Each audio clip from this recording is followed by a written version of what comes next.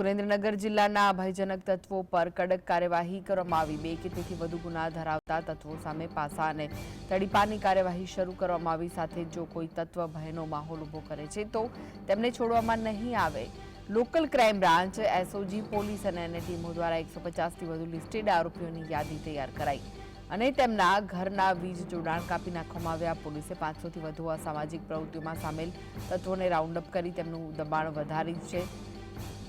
Surendranagar police દ્વારા કાયદો અને વ્યવસ્થા જાળવવા માટે આ કાર્યવાહી કરવામાં આવી રહી છે। તેમજ આવારા તત્વોની મિલકતોની વિગતો મંગાવી ગેરકાયદેસર મિલકતોને તોડી પાડવાની કાર્યવાહી પણ શરૂ કરાઈ છે। પાસા અને તડીપારની કાર્યવાહી પણ થશે।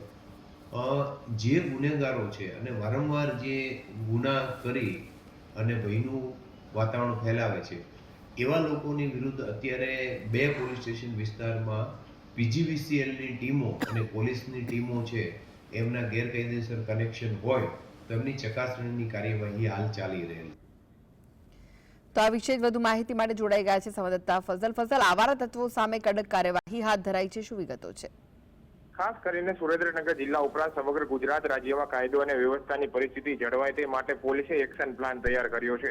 ત્યારે સુરેન્દ્રનગર જિલ્લામાં પણ 2 કે તેથી વધુ ગુના ધરાવતા તમામ તત્વો ઉપર પાસા અને તડીપાર કાર્ય જે કલમો છે તે લગાડી અને તેના ઉપર કાર્યવાહી કરવાના આદેશ આપી દેવામાં આવી રહ્યા છે। સુરેન્દ્રનગર જિલ્લામાં ભયનો માહોલ ઉભો કરી જાહેરમાં મારામારી, હત્યા અને ફાયરિંગ કરનારા તમામ લોકો ઉપર પાસા અને તડીપાર એક્ટ હેઠળ કાર્યવાહી કરવાના આદેશ ડીઆઈજી ગિરીશ પંડ્યા દ્વારા આપવામાં આવ્યા છે। આ જ મુદ્દે Surendranagar local crime branch, SOG, police અને સ્થાનિક પોલીસની અલગ અલગ ટીમો બનાવી અને તેની યાદી તૈયાર કરવામાં આવી રહી છે।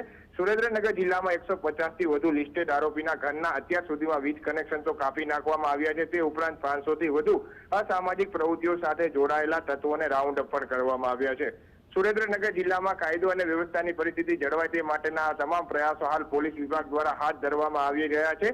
સુરેન્દ્રનગર જિલ્લાની જનતા શાંતિમય વાતાવરણ વચ્ચે અને શાંતિમય જે વાતાવરણ રહે અને સુખ શાંતિ રીતે જીવી શકે તે માટેના પ્રયાસો હાથ ધરવામાં આવ્યા છે। આવારા તત્વોની મિલકતોની વિગતો પણ મંગાવવામાં આવી છે। જો તેમાં પણ કોઈ પણ પ્રકારની ગેરરીતિ જોવા મળશે અથવા તો કોઈ પણ પ્રકારનું ગેરકાયદેસર બાંધકામ જોવા મળશે તો તે તોડી પાડવાની તૈયારી પણ હાલ પોલીસ વિભાગ દ્વારા કરવામાં આવી છે। સુરેન્દ્રનગર જિલ્લા પોલીસ હાલ એક્શનમાં હોય તેવું હાલ સ્પષ્ટપણે લાગી રહ્યું છે। જી આભાર ફઝલ સમગ્ર માહિતી આપવા માટે।